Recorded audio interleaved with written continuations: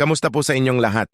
Ngayon ay pag-uusapan natin ang isang kakaibang bagay na nangyayari dito sa Canada 2 beses sa isang taon. Ang Daylight Saving Time. Kung bago ka dito o nagtataka kung bakit natin ito ginagawa, ang video na ito ay para sa iyo. Ang Daylight Saving Time o DST ay kung kailan natin iniaabante ang orasan ng isang oras tuwing tagsibol at ibinabalik ito ng isang oras tuwing taglagas. Ang pagbabagong ito ay tumutulong para mas magamit ang natural na liwanag sa mas mahabang araw ng tag-init.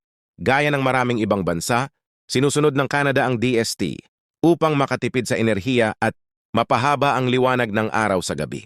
Ibig sabihin, mas mahaba ang oras para sa mga aktibidad sa labas pagkatapos ng trabaho o eskwela at minsan ay nakakatulong din ito sa mga lokal na negosyo dahil mas maraming tao ang nasa labas.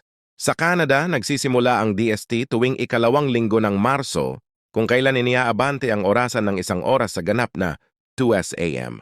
Nagtatapos ito sa unang linggo ng Nobyembre kung kailan natin ibinabalik ang orasan ng isang oras sa ganap na 2:21 a.m. Kaya tandaan, abante sa tagsibol, atras sa taglagas.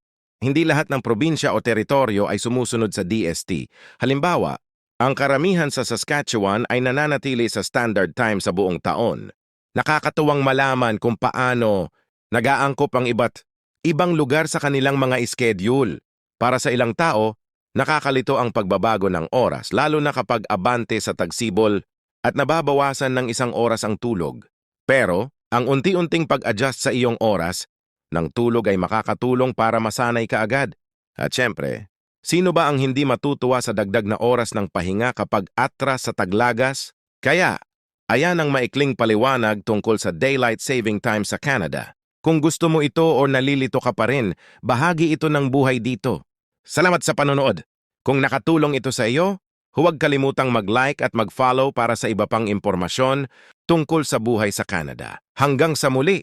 Ito po si JPTV. Maraming salamat sa panonood.